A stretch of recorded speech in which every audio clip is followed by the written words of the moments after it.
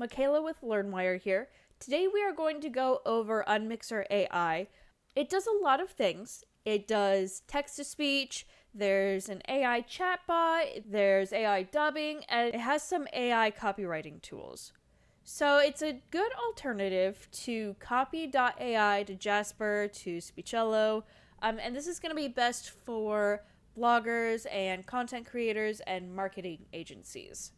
There are definitely a lot of features to be had with this. So many features, oh my god. But there are 4 main plans that you can choose from. Plan 1, which starts at $79, has all of the features listed on the page. You can get up to 300,000 characters per month. You get unlimited audios and projects, unlimited storage, 300,000 words per month for all of the writing features. You get 2 hours of dubbing per month.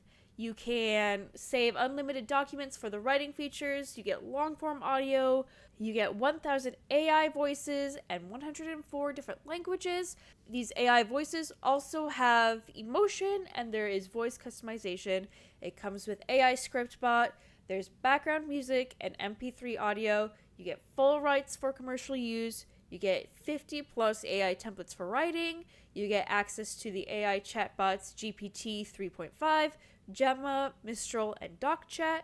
There's an AI writing editor. There's a translation and text transformer. You get sound effects and background audio in Voice Studio. You can import documents into the Voice Studio. And you get access to an image generating studio, which you get 10 images every month. So that's just for the first tier. And again, that starts at $79, a one-time purchase. Plan 2 starts at $138, and you get 600,000 characters per month. You get unlimited audio and projects, unlimited storage, 600,000 words per month for the writing features. You get 5 hours of dubbing per month. You can save unlimited documents for the writing features, long form audio, 1,300 AI voices, and 104 different languages. You get emotional voices and voice customization for those AI voices. You get AI script bot, background music, and MP3 audio. You still get full rights on commercial use. You still get the 50 plus AI templates for writing. You get a few more chatbots. So in addition to ChatGPT 3.5, Gemma, Mistral, and DocChat, you get access to ChatGPT 4, ChatGPT 4 Turbo, Gemini Pro. You still get that AI writing generator. You get a translation and text transformer, and you can import documents in Voice Studio. You can get up to 100,000 ChatGPT 4 words every month, and you get access to multilingual voices, access to add-ons, and to the Image Studio, which with the Tier 2, you get 25 images every month. Plan 3 starts at $237. You get all the other features included previously. You get 1 million characters per month. You get unlimited audio projects, unlimited storage. You get 1 million words per month for the writing features, 200,000 ChatGPT 4 words every month, 8 hours of dubbing per month. You can save unlimited documents. You get long form audio. You still get that 1,300 AI voices in 104 different languages that all come with emotional voices and voice customization. Continued access to multilingual voices. You get the AI script bot, sound effects, background audio. You can upload sound effects. You get full rights still. Over 50 AI templates. You get even more AI chatbot options. You get the translation and text transformer, import documents in Voice Studio. You can credit purchase and access add-ons. You get 50 images every month with the Image Studio, and you also get document translation with 2 documents per month. And then we also have Plan 4, which comes with 2 million characters per month, unlimited audio and projects, unlimited storage, 2 million words per month for the writing features, 300,000 ChatGPT 4 words every month, 10 hours of dubbing per month, unlimited save documents, long form audio. You get the 1,300 AI voices with the 104 languages that all come with emotion and voice customization. You get access to the multilingual voices. You get AI script bot, sound effects. You get full rights on commercial usage, 50 plus AI templates for writing an AI editor, even more AI chatbot options. You get translation and text transformer. You can credit purchase, add on, and get the translation and text transformer, access to Image Studio, and the document translation, which with plan 4, you get 5 documents per month. But yeah, so as you can see, there is a lot here. So the founder is going to be user Sheriful96421. I don't see his actual name, so we will just call him Sheriful. It looks like he's got a Discord, there's a support email, there's also a product roadmap, he's got a LinkedIn, and also an FAQ. Looking at the reviews, it looks like he has responded to pretty much every single review, and he does have an average review of, it looks like, 4.5 tacos, which is pretty good. Looks like he also responds pretty regularly to the Q&A. Nice job, Sheriful. We definitely love a responsive developer. Let's go ahead and jump right into it because, like I said, there is a ton to go over and we really want to get into it. Okay, so this is the dashboard for Unmixr. It is pretty simple. It's pretty sleek. There's no unnecessary graphics. There's no clutter. It's just there, straight to the point. You have how much of your balance is left right here, so you're never questioning how much you have left or what all you can do still or anything like that. It looks like they've got a how it works video right on the front page, which is pretty good, pretty neat. And then down below, I see that we have just some basic things to start with. So we've got, text-to-speech audio, AI chatbot, we've got the dubbing studio, we've got templates, we've got creating an AI image generator, translator, a transform text, and an AI writing editor. So there's a lot here. So let's go ahead and we'll just go right down the list with the AI chatbot. So it looks like it's kind of its own chat box, I guess, that uses multiple engines. So that's pretty cool. You're not just kind of stuck with one. You get a multitude of different ones. So let's try. Looks like its name is Tommy. So that's pretty cool. I like that it does have a name. So try to sell me a car as if you're a sleazy car salesman from the 80s. From the 1980s. We'll specify that. This is this looks pretty good. This is definitely kind of the stereotypical sleazy 80s salesman. So that's pretty cool. We've even got the fuzzy dice. And then let's see. We have some pretty quick and easy buttons. This looks like it's generated by ChatGPT 3.5. So I do like which engine it uses to generate the response. So you're not wondering, which chatbot did this one come from? It's right there. There's a nice little copy button so you can just easily copy paste it if you want to send it to your friends or anything like that. Let's see, we've got this little sparky one. It just little sparkly. I don't like that there's no hover to kind of explain what each button does. So it's not necessarily clear what all is happening until you click it. But it does have it right here, so it says, please express this in more easy to understand terms. Then we have the rephrase. Looks like the sparkly and the rephrase is pretty much the same thing. It looks like up here, we've got, please express this in more easy to understand terms, and then we have write this using easier words. That's kind of the same thing. I don't really know if there's necessarily a need for a separate button, unless, of course, I'm misunderstanding what this sparkle button does. But again, there's no description. There's no telling me exactly what it is. I mean, maybe it does. Let's click it again to see if there's... Nope. No, it's just please express this in more easy to understand terms. So the sparkle button and the rephrase button are kind of the same thing. That probably could have been condensed into one button, but we'll see. All right. I'm curious as to what this double arrow in looks like, or does. So this is shorten it, and I assume the 2 outward facing arrows is to make it longer. Expand it, yep. And then, okay, so this button has like a little hover to explain what it does. So we've got explain. Okay, so the sparkle button, the rephrase button, and the explain button pretty much all do the exact same thing. At my first glance, I'm not really sure why it's 3 separate buttons when it could all just be condensed into one button. If we save it, I can save it in my documents. I can edit it using a writing editor.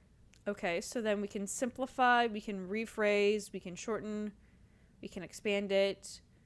We can write a custom prompt to improve the writing. So it did rewrite this with an Australian accent. That's pretty cool. And then we can regenerate to make a new one. Okay, yep, same thing, but definitely different wording.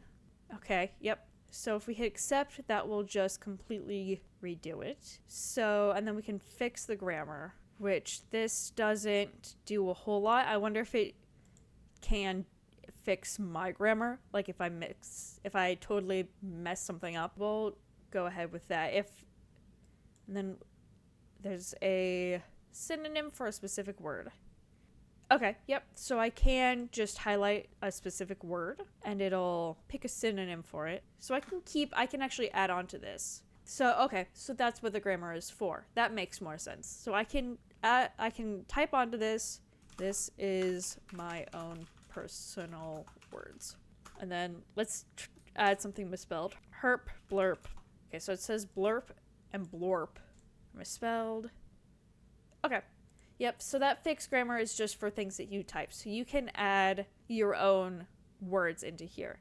That little plus arrow lets me add in a different type of AI generated text, which there's a whole bunch of templates. So we've got, freestyle content, Amazon product description, Facebook ads, LinkedIn ads, YouTube video descriptions, promo email. We've got 8 billion types of emails that we can do.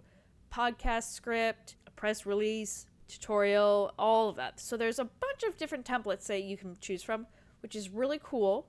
A little overwhelming personally for me, but I do like that there are a ton of options. So you can use this in a wide variety of different situations. Okay, so let's go back. We have our documents right here, and I noticed that when we were back up here, it kept track of how many words that we had. You're constantly aware of what all you have left. You're not guessing. You don't start something up without knowing that, oh, I only have 3 more words or something like that. Let's move on to the voice studio. So we've got all of our voice actors, for lack of a better word, on the left hand side. So there's a little play button so you can hear what it sounds like. There's a lot to choose from, definitely a lot. There are definitely some repeats. For example, we've got Jenny M down here, but then if we scroll up, we've got Jenny P right here. So it's pretty much the same voice, maybe a little different,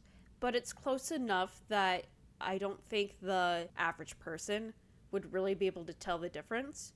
So that's a little disappointing that there are some repeats here. Additionally, there are definitely a couple, especially as you get down towards the bottom, that don't sound like they were recorded at a very good quality. So let's use Lily, for example. Not only did that one sound like it was recorded on either really poor quality mic or just super compressed, but also you can definitely tell that that is an AI voice, which they kind of advertised that they were emotion-based, but that one didn't really have a bunch of emotion. That you could definitely tell was a robot speaking and not an actual person. You can definitely tell that some of these are 100% AI. If they're going to advertise a bunch of different AI voices, then each one needs to be the same quality and have the same potential to use, instead of some that you probably won't ever use just because they sound so compressed and so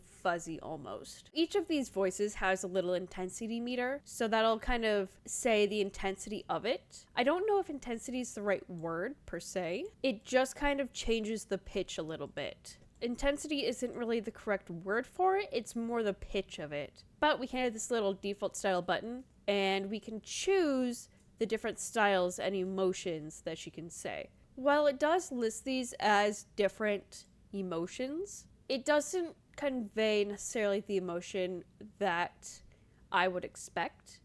It's there, kind of, but it's super subtle. If I'm not paying super attention, I wouldn't be able to tell, oh, this is a terrified person speaking, or oh, this is an angry person speaking. Yeah, so that intensity is just a shift picture. I would expect it to increase the intensity of the anger, increase or decrease it depending on where you slide it, but it's just changing the pitch. So I won't even say intensity is the right word. That's a little misleading. It's definitely more pitch, which is weird because there's also a pitch selection right here. There's a little bit you can play with it. I'd say some of these descriptors are a little deceiving, but you can still play around with it and figure out what's best for you. You can play with the volumes and you can play with the pitch and the intensity. Those descriptor words are a little deceiving, and I'd say the emotion isn't super intense or nearly as intense as it should be to invoke the emotion that it's going for. I mean, it is there, but it's kind of hard to tell exactly what emotion it's going for, so that could definitely use a little bit of work. But all in all, it's pretty cool. I do like that you can have a little bit of emotion in there, but I do like that you can play around and do a bunch of fun stuff and everything. Once you have your text ready to go, you can hit generate and you can play it on this little pop-up menu, or you can just straight download it from here. You can keep editing it, you can make a new one, or you can just close. Let's just close out of this. If we want to add some background audio, we definitely can do that here. It's not available for the free one, so I can't actually show that off, but that's okay. And then if we come down here, we have all of the examples that we've done so far. So all in all, this is really cool. It could definitely use some work. I wouldn't say necessarily that it has the emotion that they're advertising on their page, but it does have a little bit of emotion. It can still use some work, but the bare bones and the foundation are there. Let's keep going on. We've got our dubbing studio. So you can either paste a YouTube URL, or if you have a video file, you can upload it right here. Let's grab a link from YouTube. And I'm going to grab just an audio clip of the famous Bobby Hill screaming, "That's my purse, I don't know you."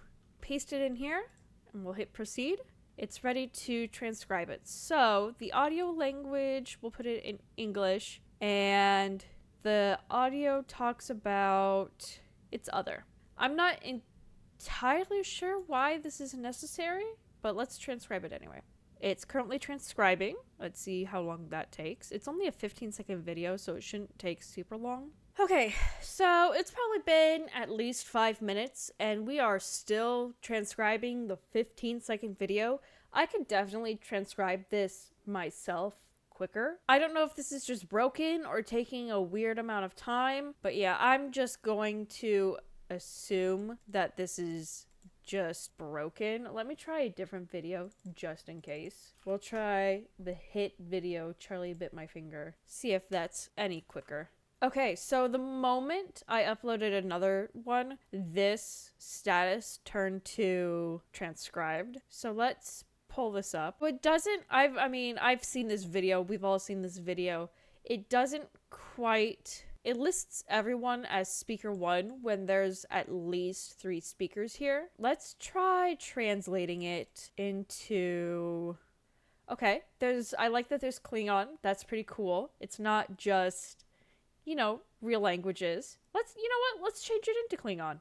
All right, let's translate. Create intensity. So we can change the intensity. There is a little error. Okay, so speaker 1, there's no voice that speaks Klingon. That's fine. Let's change this then to French. And then let's create dubbing. So it does cost 2 credits. It costs 1 credit to translate and then 2 credits to actually dub. It didn't pick up that there are 3 people talking, so it only has Jenny for all of them. I can edit and make them speaker 2. We can edit this and make sure that it is, so we have speaker 1, and then this is going to be speaker 2, and then this chunk is speaker 3, so we'll save it.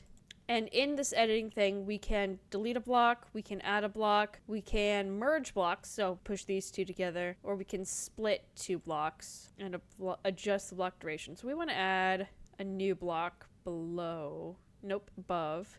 And this is speaker 3. Let's save those changes. Let's translate. It does cost you more credits if you keep doing it, so you're definitely going to want to make sure that you do it right the first time. So let's regenerate the video. We do have to regenerate after everything. It's kind of a shame that it doesn't automatically do it, but it also makes sense if you have to spend those credits for every time.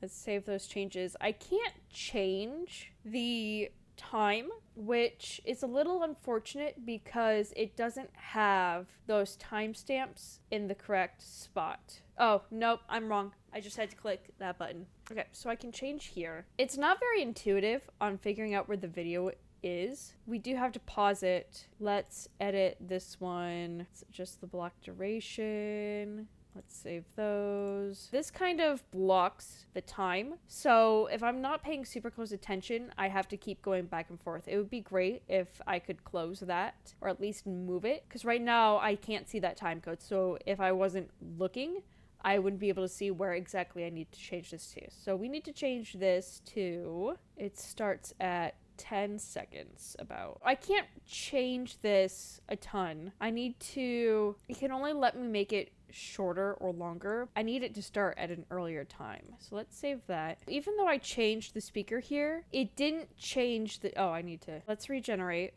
It does dub it pretty well, but it gets rid of all of the background noise. So it's just the dubbing. The editing of itself, it's not super intuitive because you're not able to see kind of where it is at the video. You have to make the change and then generate it, spending those credits, and then check it to make sure that it went through okay. And then if it did, great. But if it didn't, then you have to go back, fiddle with it more, generate, spend those credits, and do it again. The editing of the text itself, totally fine. That's perfect. But the dubbing is pretty unintuitive. It's encouraging you to use more credits, and then you would have to update your plans. So from a business side, that makes sense, but from a creator standpoint, it's really frustrating. So with a video editing background, I like being able to go through, check it, make sure it's perfect, adjust it. Sometimes I'm adjusting things frame by frame, and I can't do that here without spending all of my credits on one 10-second video. So I would not necessarily recommend this for dubbing, but the transcription is pretty good.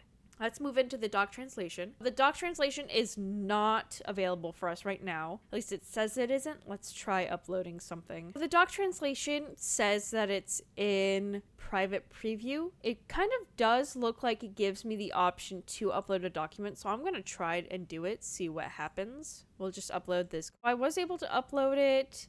It's in English. We want to change this into French again. Ah. Gotcha. So I can't even submit it. It's just kind of grayed out. This is going to be kind of an upcoming feature, it looks like. That being said, let's check out the AI image. So just first and foremost, this kind of looks like your typical image generator. You know, you have your description of what you want to generate. There's some example prompts. We can choose no style, or we can choose some of the other style down here. Let's try neon punk, and then we can also have our image size. Let's do a castle on a hill being invaded by goblins. We want neon punk 1024 by 1024. And let's generate the image. We have two pictures. We can click on it and see it increased a little bit more. I don't see any goblins. I just see a castle on a hill.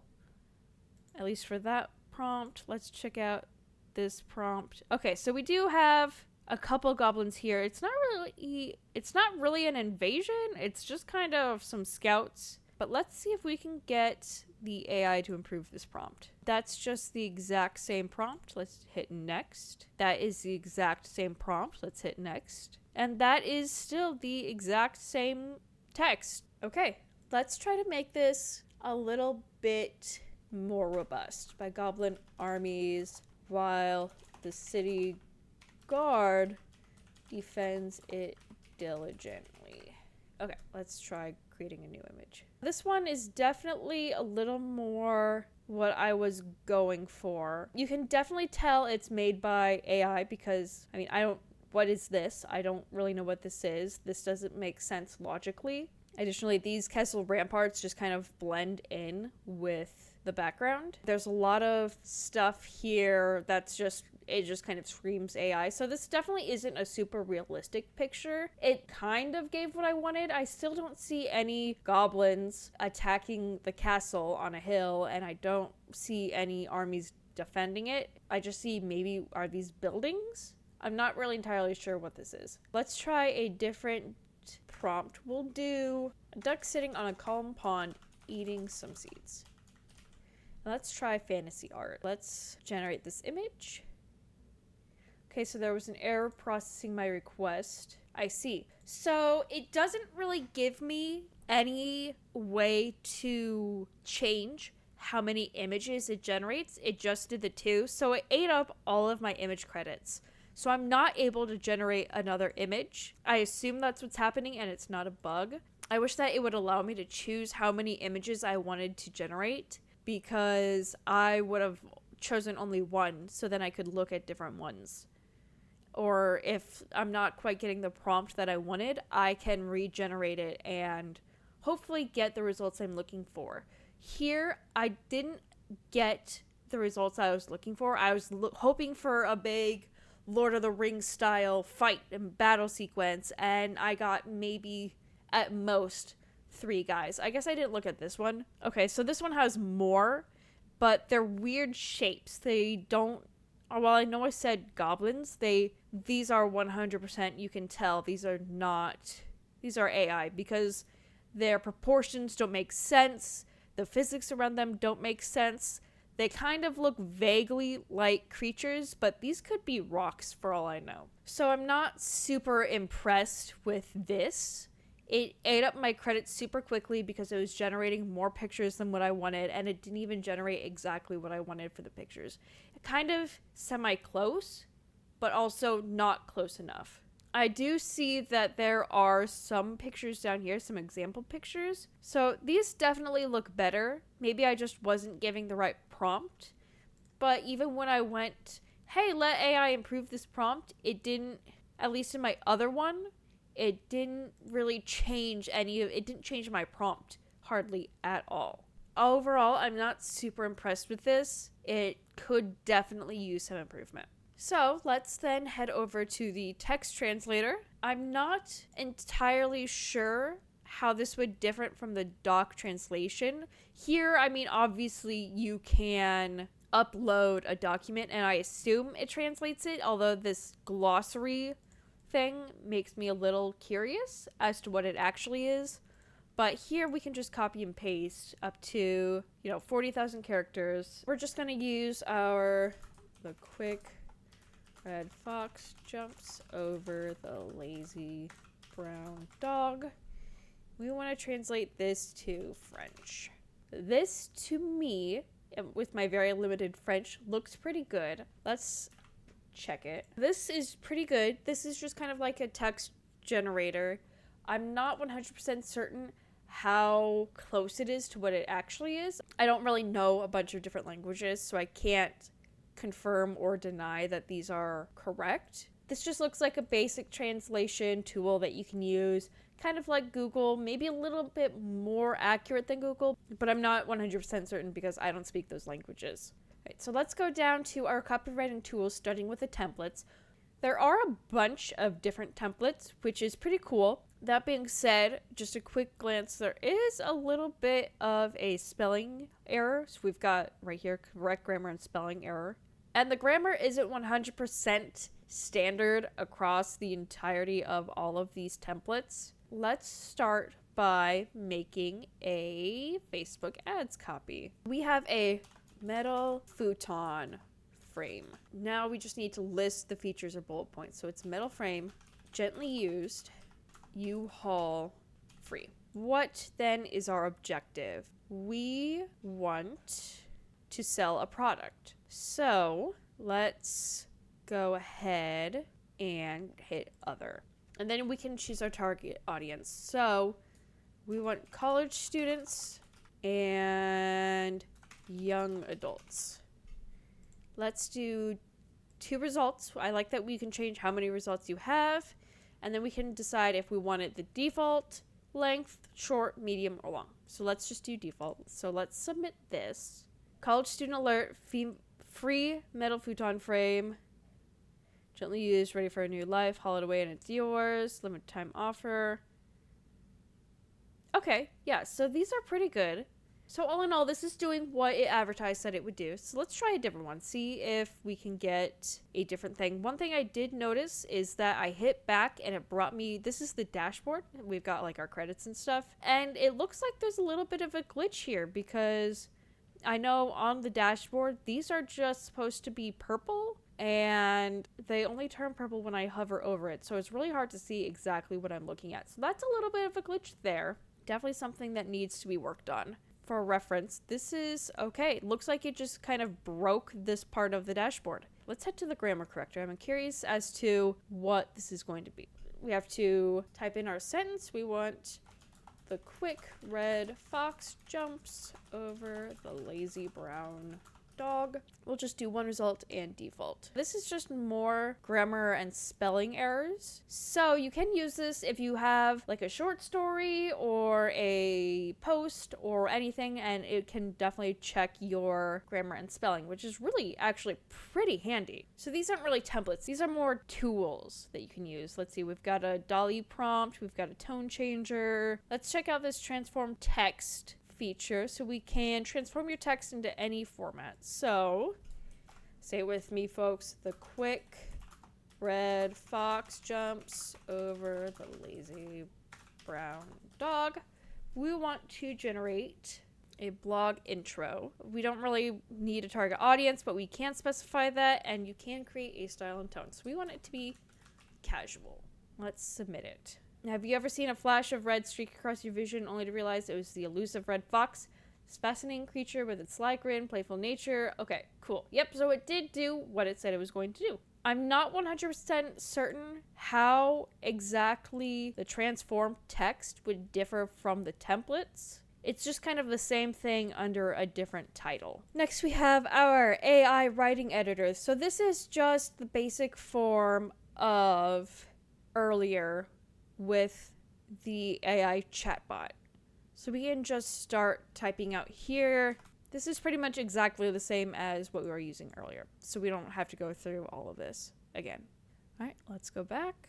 And then we just have my documents. So we can get pretty much a list of all of the documents that we've created. We can search for it. There isn't any filters, which would be kind of nice. That way you could see what was created within the last month or within the last year. You can search for it, but then you'd have to know almost exactly what you're looking for. I don't like that there's not any sort functionality.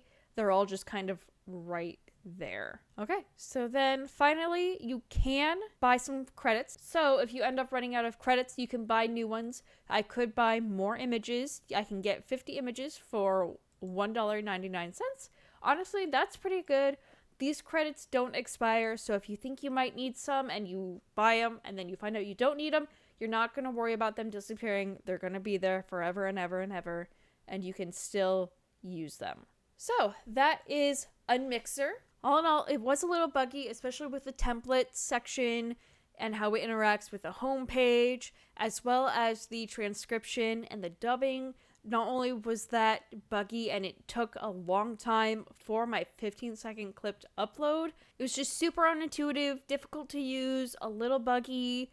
That could probably use the most work of all of the sections. That video, that transcription and dubber definitely could use some TLC. So I would not recommend it for that. But for your writing tools and your copywriting tools, generating Facebook ads or text or anything like that, 100% would recommend for it. It's unfortunate that not all of the features that they're advertising really work very well, such as, I hate to keep harping on it, but the transcription and the dubbing was really bad. I hate to harp on it, but it just was not very good. And the text-to-speech, it could use some help. It doesn't quite have the emotion that they seem to be advertising in their descriptions, but it does have that foundation for a good start, and maybe in the future they will improve it, but at this moment I wouldn't recommend it for dubbing in a professional setting. If you have any questions or comments about the video, please feel free to post them in the comments below. Until next time, again, this is Michaela with LiveWire, and I will see you next time. Goodbye!